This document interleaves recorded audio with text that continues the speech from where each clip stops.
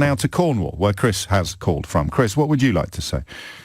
Hello, James. Well, I'm interested in this debate on a number of fronts. Being a retired senior police officer, I'm interested in the report from the bridge and how the police tactics are playing out and how Extinction Well, take whatever Rebellion angle you want, Chris. Seriously, fill your boots. Yeah, how they're playing it. But I really rang in because of your comment about or question about how do you affect the Middle England or those in the middle or those who don't have strong views. Yes. Because in my opinion, whatever's in the Times or whatever's in the Telegraph or the Guardian, I don't think it's going to make a lot of difference to those people. No. They've already got their views, and they can only be reinforced by the publications that people follow. Yes. What stance they are taking. So, my mother, for example, is a dyed-in-the-wool Tory. She's an avid Telegraph reader. Yes. If it's in the Telegraph or it's on the BBC, then that's the view that she will follow, and she will see them as left-wing rabble and causing problems. So she will follow what's in there, and she won't really have a view outside that. And many people are like that.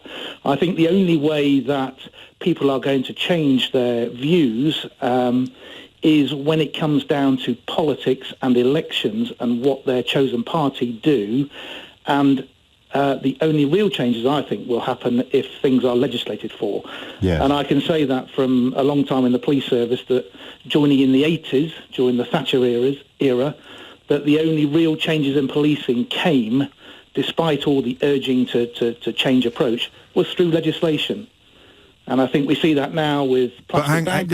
You're just running ahead of me a little bit here. But Sure. the legislation is often in response to what we could loosely describe as citizen action or citizen agitation, isn't it? Yes. And I think...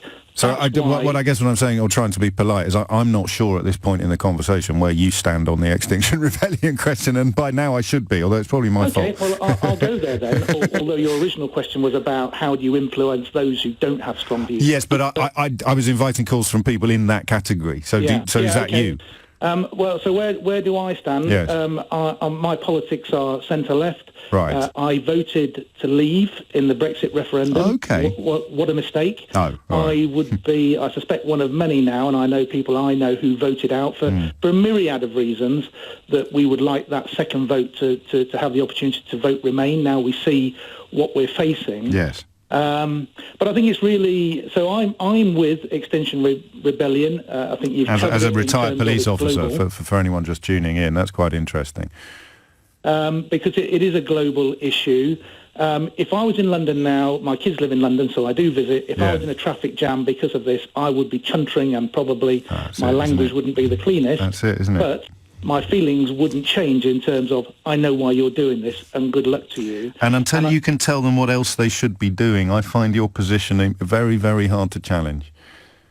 In terms of... In terms of the hypocrisy of, not your hypocrisy, but the hypocrisy of people who acknowledge the urgency of their cause but criticise the tactics without offering up any alternative arrangements just to go full Brexit. No, I wasn't criticising the tactics. I can understand. I know. You've talked about it, the frustration of people in London not being able to get them out you've there. described me. I would be not furious, but chuntering. It's a great word. I'd be chuntering away as well this morning. Anti. But and they'd say stick their head through the window and say, well, what else can we do then, boss? And until I can answer that question, I don't know how robustly we can criticise them.